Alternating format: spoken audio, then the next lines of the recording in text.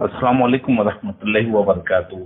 किन चीज़ों से वजू टूट जाता है, ये सवाल आया है। जवाब हाजिर है। वजू बोल, बरात या हवा खारिज होने से या गुस्ल वाजिब कर देने वाले असबाब से टूट जाता है। दलील हजरत अबू हुरैरा रज़ियल्लाहु अन्हु से मरवी है कि रसूलुल्लाह सल्लल्लाहु अलैहि वसल्लम ने फरमाया, अल्लाह ताला तुम में से किसी की नमाज कबूल नहीं फरमाता जब तक कि उसे हदस लाहक हो, हत्ता कि वो वजू कर ले। एक आदमी ने अर्ज किया कि ऐ अबू हुरैरा, ये हदस क्या है? उन्होंने जवाब दिया, बिला आवाज हवा खारिज होना या आवाज के साथ। हदस से मुराद हर वो चीज है जो पेशाब और पखाने के रास्ते खारिज हो। और हजरत अबू हुरैरा उन्होंने उनकी हल्की अशिया को भी हदस शुमार करके बोल व बराज वगैरह से वजू करने की तरफ इशारा किया है कि ऐसा हो तो वजू कर ले। नंबर 2, एक रिवायत में ये लफ्ज भी हैं कि वजू सिर्फ आवाज या हवा के खारिज होने की वजह से है, यानी जब हवा निकलती है तो उसमें फुस की आवाज हो या मालूम हो कि हाँ हवा निकली है, लेकिन उस पे वजू नहीं है कि वो बहुत ही बारीक पिट पिट पिट पिट पिट पिट अपने आप निकलती रहती है। वो शैतान ऐसा करता है, उसकी भी हदीस मौजूद है। सबसे पहले इनका हवाला दे देता हूँ। पहली हदीस का हवाला है बुखारी शरीफ 135 और मुस्लिम 225, अबू दाऊद 60, तिरमिजी 76, अहमद जिल्द 2 सफ़ा 308, इब्न खुज़ैमा 11 और नीलुल अवतार जिल्द 1 सफ़ा 287। इसमें भी आप देख सकते हो। और ये लास्ट वाली जो हदीस पेश किया हूँ सही इब्न माजा हदीस नंबर 416 किताब तहारत में मिल जाएगा। इब्न माजा 516, दारमी जिल्द 1 सफ़ा 183, तिरमिज़ी 74। रसूलुल्लाह सल्लल्लाहु अलैहि वसल्लम ने फरमाया, हरगिज कोई शख्स मस्जिद से बाहर मत जाए ता वक्त की हवा खारिज होने की आवाज से या बदबू पाए। आगे ही ना हदीस, ये बुखारी शरीफ की हदीस है, हदीस नंबर 137, मुस्लिम 361, इब्न माजा 513, नसाई 160, तिरमिजी 75। इब्ने रुश्द उनके नजदीक बोल व बराज या हवा खारिज होने या मजी और वती वगैरह से वजू टूटने पर इजमा है। उनका ये कहना है कि इस पर इजमा है। और ये आप देख सकते हैं बिदायल मुज्तहिद जिल्द 1 सफ़ा 24 पे है।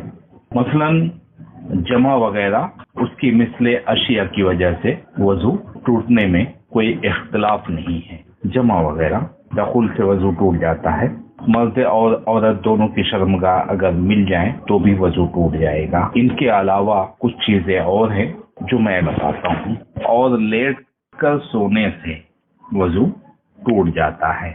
हजरत अली रज़ियल्लाहु अन्हु से मरवी है कि रसूलुल्लाह सल्लल्लाहु अलैहि वसल्लम ने फरमाया, आंखें दुबर का तस्मिया है, लिहाजा जो सो जाए वो वजू करे। ये हदीस मिलेगी आपको हसन सही इब्न माजा 476, अबू दाऊद 203 किताब तहारत में मिल जाएगी, इब्न माजा 477। हजरत सफवान बिन असाल रज़ियल्लाहु अन्हु से मरवी है कि रसूलुल्लाह सल्लल्लाहु अलैहि वसल्लम ने फरमाया, जनाबत की वजह से मोजे उतारे जाएंगे, लेकिन बोल व बराज और नींद की वजह से उसे उतारने की जरूरत नहीं। मोजा उतारने की जरूरत नहीं, बस मसा कर सकते हैं। अगर वजू टूट जाए तो मोजा उतारने की जरूरत नहीं। जो वजू की हालत में पहने गए हैं तो वो उतारने की जरूरत नहीं है, उस पर मसा कर सकते हैं। लेकिन जनाबत की हालत में मोजा उतार के गुस्ल करना पड़ेगा। इस हदीस से मालूम हुआ कि नींद भी जुमला आहारास में से है। बिलखुसूस आप सल्लल्लाहु अलैहि वसल्लम का इसे बोल व बराज के साथ जिक्र फरमाना नींद के नाकिस से वजू होने का कतई सबूत है। हजरत अनस रज़ियल्लाहु अन्हु से मरवी है कि ऐद रिसालत से माप में सहाबा किराम रज़ियल्लाहु अन्हुम अजमईन नमाज इशा का इंतजार करते कि गलबा नींद की वजह से उनके सर झुक जाते, मगर वो असर नौ वजू के बगैर नमाज पढ़ लेते थे। यानी ये इस बात की दलील है कि सिर्फ ऊँग आने से वजू नहीं टूटता, बल्कि बगैर किसी सहारे, टेक लगाए बगैर किसी सहारे के अगर आदमी बैठा है और वो सो रहा है तो उससे वजू नहीं टूटेगा। अगर वो गिर गया تو वजू टूट जाएगा। तो सर झुकाकर बैठे रहते थे और ऊँघते थे, नींद की वजह से उनके सर झुक जाते थे, मगर वो असर नौ वजू किए बगैर नमाज पढ़ लेते थे। ये हदीस मिलेगी आपको सही अबू दाऊद 184 किताब तहरत और अबू दाऊद 200, तिरमिजी 78, बैकी जिल्द 1 सफ़ा 119, दारकुतनी जिल्द 1 सफ़ा 31, मुस्लिम हदीस नंबर 376, अहमद जिल्द 3 सफ़ा 268। ऊँट का गोश्त खाने से वजू टूट जाता है और कै करने से वजू टूट जाता है। हजरत जाबिर बिन समरा रज़ियल्लाहु अन्हु से मरवी है कि एक आदमी ने रसूलुल्लाह सल्लल्लाहु अलैहि वसल्लम से दरियाफ्त किया कि हम भेड़ और बकरियों का गोश्त खाने के बाद वजू करें। आप सल्लल्लाहु अलैहि वसल्लम ने फरमाया, अगर चाहो तो वजू कर लो और अगर चाहो तो ना करो। इस पर उसने दरियाफ्त किया कि क्या हम ऊँट का गोश्त खाने के बाद वजू करें? आप सल्लल्लाहु अलैहि वसल्लम ने फरमाया, हाँ, तुम ऊँट का गोश्त खाकर वजू करो।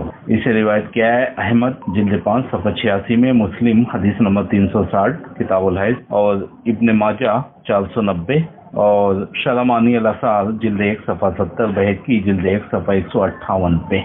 जो लोग इसे नाकिस वजू शुमार नहीं करते वो इस हदीस से इस्तेदलाल करते हैं कि नबी करीम सल्लल्लाहु अलैहि वसल्लम का आखिरी मामला यही था कि आप आग से पकी हुई चीज खाने के बाद वजू नहीं फरमाते थे। ये रिवायत मिलेगी आपको कि सही अबू दाऊद हदीस नंबर 177 किताब तहारा और अबू दाऊद 152। लेकिन ये हदीस आम है, जबकि ऊँट के गोश्त से वजू वाली हदीस खास है, लिहाजा खास को आम पर तरजीह दी जाएगी और यही बात बरहक है। ये बात आपको मिलेगी शरह मुस्लिम अल-नवी जिल्द 2 सफ़ा 105। अब आते हैं कै। हजरत अबू दर्दा रज़ियल्लाहु अन्हु से मरवी है कि रसूलुल्लाह सल्लल्लाहु अलैहि वसल्लम ने कै की और वजू किया।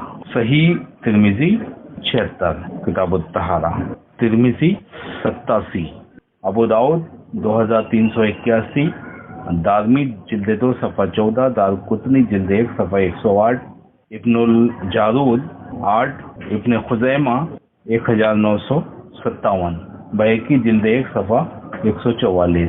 अबू हनीफा रहमतुल्लाह के नज़दीक कै नाकिसे वजू है, जबकि मैदे से आए, मुंह भर के आए और एक ही मर्तबा आए। इमाम शाफी रहमतुल्लाह के नज़दीक कै यानी उल्टी नाकिसे वजू नहीं है।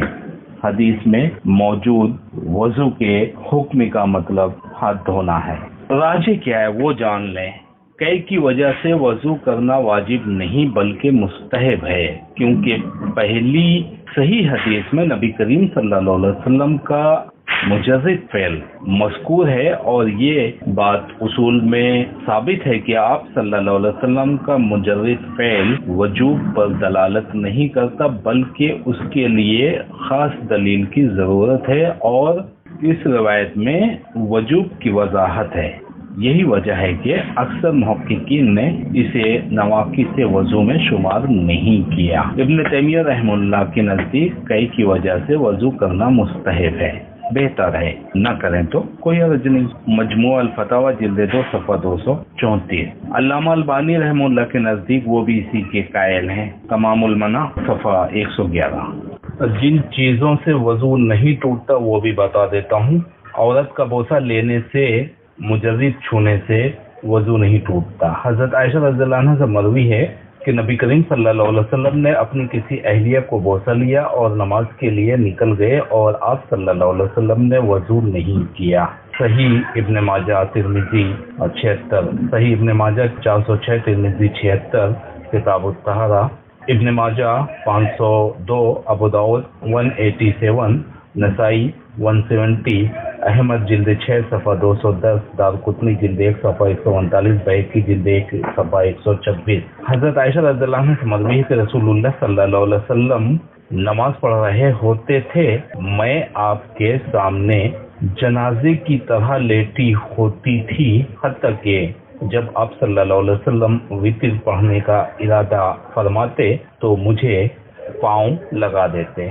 सही صحیح نسائی 160 کتاب الطہارہ، ابو داؤد 707، نسائی 10,131۔ حافظ ابن حجر رحمہ اللہ نے اس کی سند کو صحیح کہا ہے۔ تلخیص الجبیر جلد 1 صفحہ 229 سے دیکھ سکتے ہو آپ۔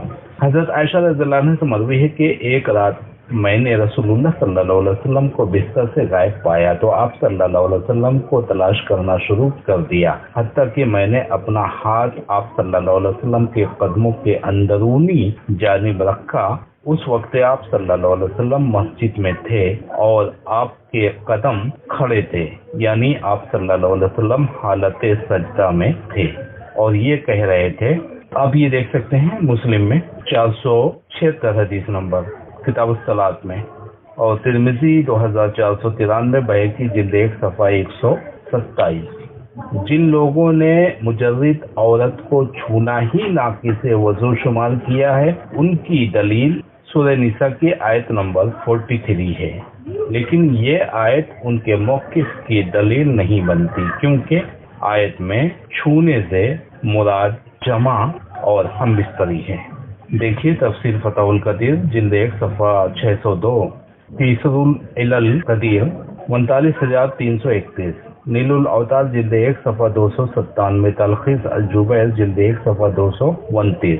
اور صرف شک کی بنا پر دوبارہ وضو کرنا ضروری نہیں۔ حضرت ابو ہریرہ رضی اللہ عنہ سے مروی ہے کہ رسول اللہ صلی اللہ علیہ وسلم نے فرمایا، جب تم میں سے کوئی اپنے پیٹ میں ہوا کی حرکت محسوس کرے اور فیصلہ کرنا مشکل ہو جائے کہ آیا پیٹ سے کوئی چیز خارج ہوئی ہے یا نہیں، تو ایسی صورت میں وضو کے لیے وہ مسجد سے باہر ہرگز نہ نکلے حتیٰ کہ وہ آواز سن لے یا بدبو محسوس کر لے۔ یہ حدیث میں پیش کر چکا ہوں، پھر بھی حدیث نمبر دے دیتا ہوں۔ ایک حوالہ مسلم شریف حدیث نمبر 362، ابو داؤد 177، اور بھی ہیں۔